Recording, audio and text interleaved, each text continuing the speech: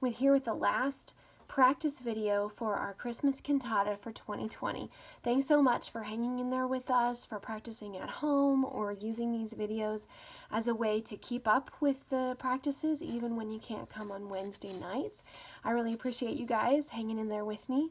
Today I'm going to go over the last 3 songs of the cantata and give you some information.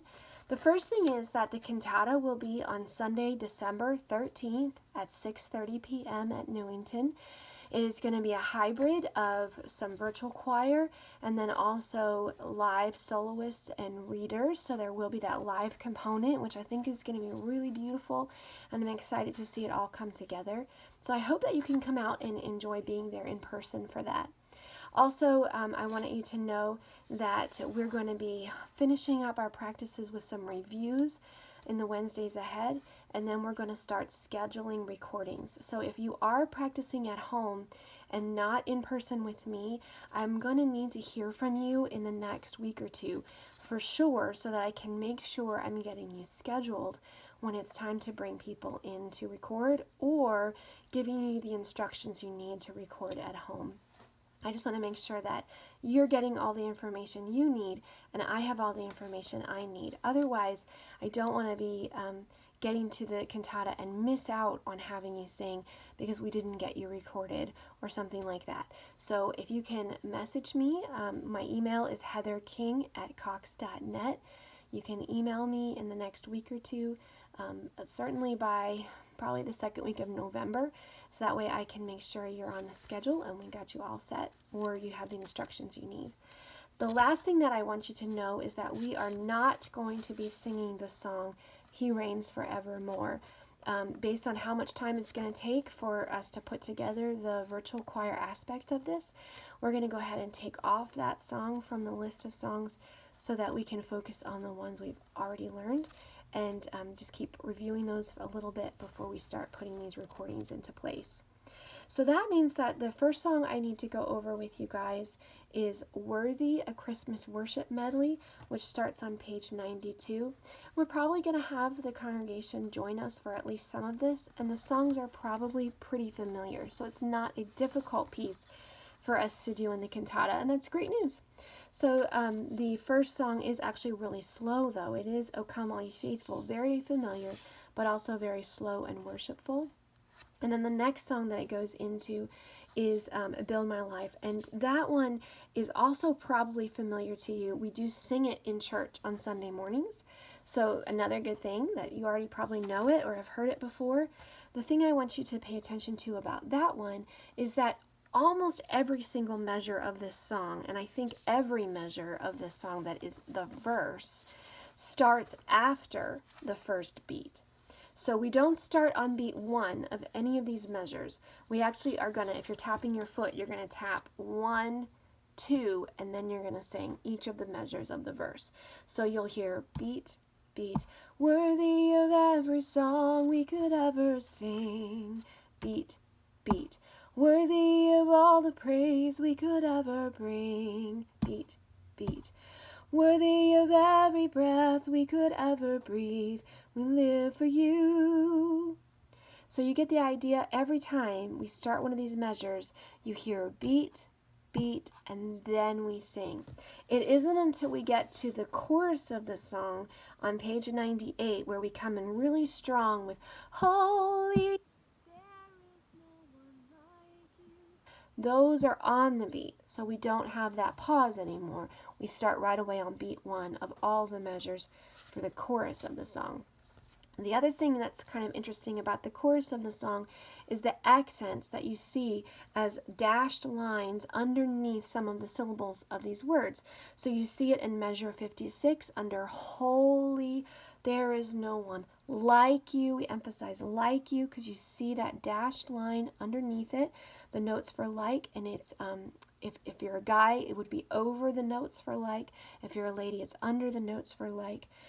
If you look at the next measure, measure 58, it's side you. Open up my eyes in wonder and show me. That's the next page at measure 60. Who you are and fill me with your heart and lead me in your love to those around me. So each of those we kind of push a little bit more so we get an accent, a little bit of emphasis on the first word in those measures. And you can see that continues even through page 100. All right, at 101, we go into the last song in this medley, which is really beautiful, Worthy is Your Name, and very worshipful. The harmonies are not particularly difficult, and so it's not that it's going to stretch you, but we do have a key change on page 105.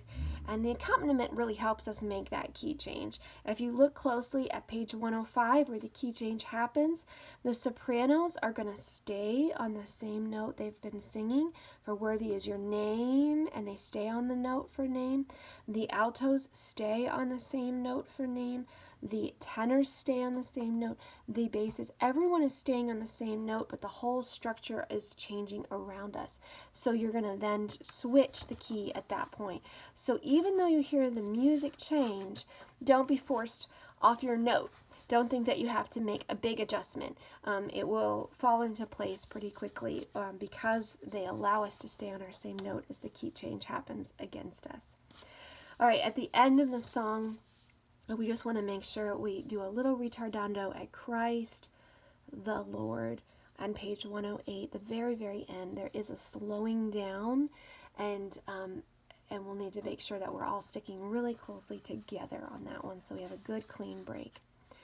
All right, so now we're going to go into From God to Us, and it looks like, based on the solos I've got lined up, that it's actually going to be a lady or a young lady singing the solo, so it won't be the guy's voice that you hear on the CD, the practice CD, but it will be a soprano singing those lines, and it'll be really pretty.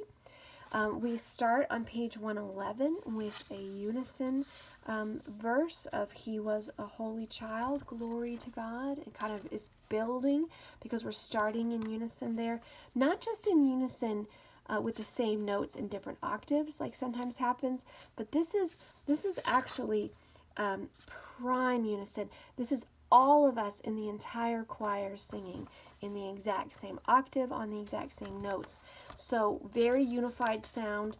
And then when we get moving forward and we begin to split into harmonies, it kind of adds a whole new dimension and flavor to the music.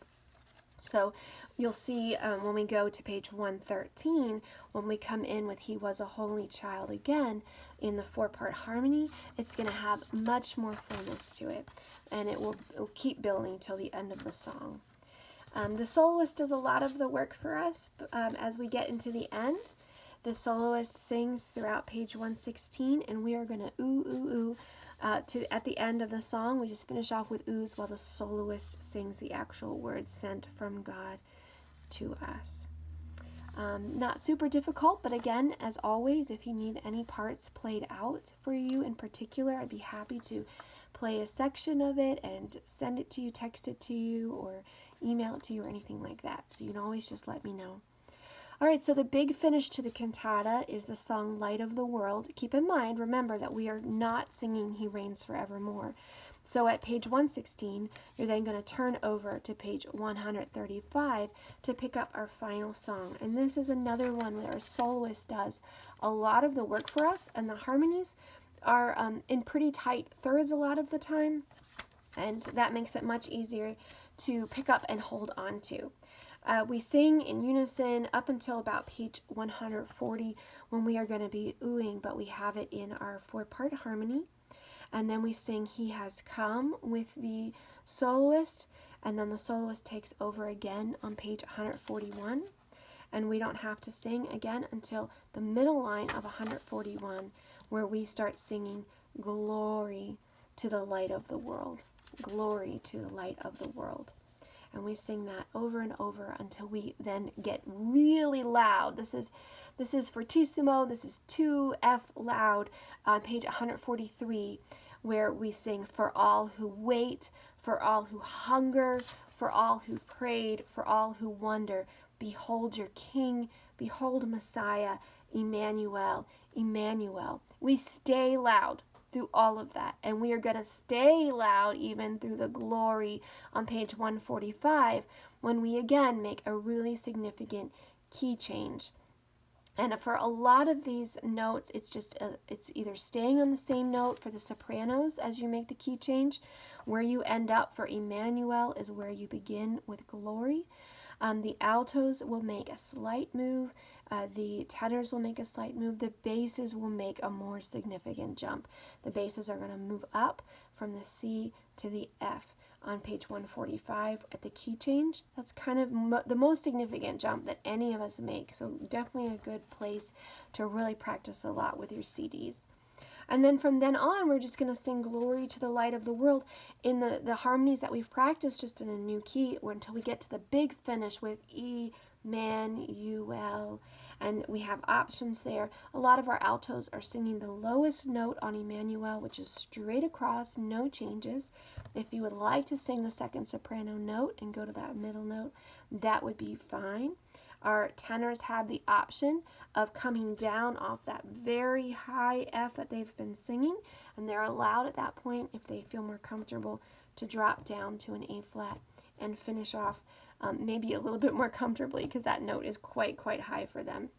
And then our basses are going to drop down on the very last note of the cantata to a really nice, resonant, deep, low A flat to finish it off. So we are going to have a huge, big chord at the end with a really wide spread of notes, which should be really great. Okay, that's my quick walkthrough for the last 3 songs of the cantata. Again, I'm here to help you. I'm here for information about recording as we start to set those things into place in November. We won't start probably bringing people in until probably mid-November, but then we're going to move people through here pretty quickly, hopefully, so we can focus on practicing readings and solos and getting all of the technical stuff put together so that we can share in this year's cantata on December 13th at 6:30. So thank you guys, and please contact me if you need me.